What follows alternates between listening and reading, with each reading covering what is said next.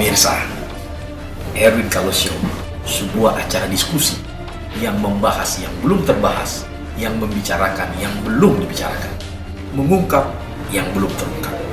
Saksikan Erwin Kalau Show.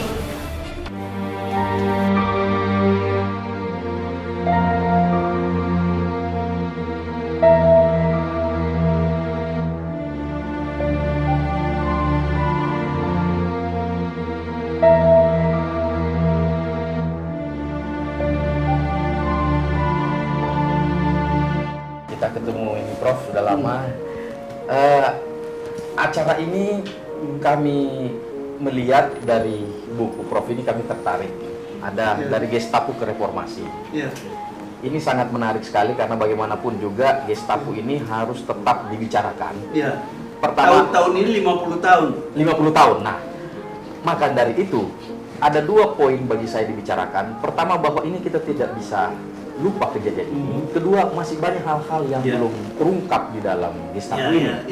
Namun demikian, mungkin bagi masyarakat umum sebagian bahwa dalam buku ini karena berupa kesaksian yang saya kira sangat jujur, jadi bukan semacam tidak perlu pembuktian akademik.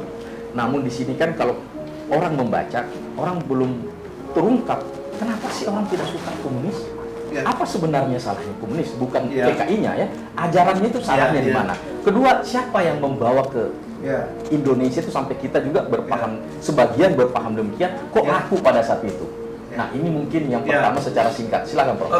Komunisme pada awal abad ke-20 itu seksi, menarik, terutama di negara-negara yang terjajah. Karena seperti yang selalu dikatakan oleh Bung Karno, dia teori-teori itu yang dikembangkan oleh Marx, lalu dikembangkan oleh Lenin, itu memberikan senjata kepada para pejuang kemerdekaan, kaum nasionalis, untuk menganalisa keadaan sosial yang berguna untuk membenarkan perjuangan mereka melawan kolonialisme. Itu sebabnya hampir bisa dikatakan tidak ada tokoh pergerakan, hampir tidak ada tokoh pergerakan di awal abad ke-20 yang tidak terpengaruh oleh pikiran Marx dan Lenin.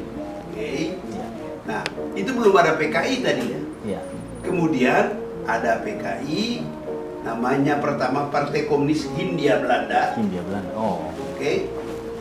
Lalu kemudian ketika konsep Indonesia sudah mulai berkembang, dia mengubah namanya menjadi Partai Komunis Indonesia. Ini dekade kedua abad 20.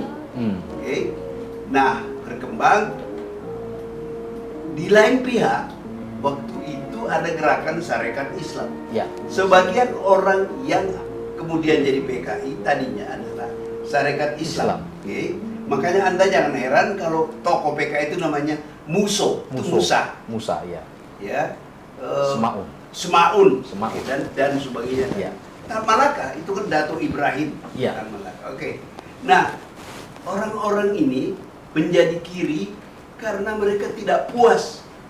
Islam bagi mereka tidak memberikan teori revolusioner melawan kapitalisme, melawan kolonialisme, maka mereka dengan mudah disusupi oleh pemikiran sosialistis yang dibawa ke Hindia Belanda oleh sosialis Belanda. Saya lupa namanya sekarang yang tokohnya itu, orang sosial demokrat itu, yang kemudian menjadi guru daripada orang-orang yang kiri, dan kemudian itulah cikal bakal Partai Komunis Indonesia. Nah, mereka berontak pada tahun 26. Gagal karena organisasinya kacau. Stalin pun di Rusia tidak senang kepada pemberontakan itu karena tidak dipersiapkan dengan baik, dan juga secara analisa sosial orang kiri, masyarakat tidak siap untuk itu. Jadi itu abortif kudeta. Mereka dibuang ke Bovendigul, banyak yang dibuang ke Bovendigul. Nah, pada waktu itu komunisme dilarang oleh Belanda, pemerintah Belanda. Belanda sendiri melarang. Pemerintah kolonial, di Indonesia berkembang beberapa ide. Sebab begini, konsep Indonesia itu konsep baru. Sebelumnya nggak ada Indonesia. Nah, yang disepakati adalah para intelektual, para elit Indonesia. Siapa orangnya saya? Kita melawan Belanda bersama-sama. Tapi apa isinya Indonesia? Benar. Apa tafsiran Indonesia itu apa? Iya. Terjadi kompetisi. Iya. Oke, orang Islam mengatakan karena kita mayoritas Islam, maka Indonesia itu harus negara Islam.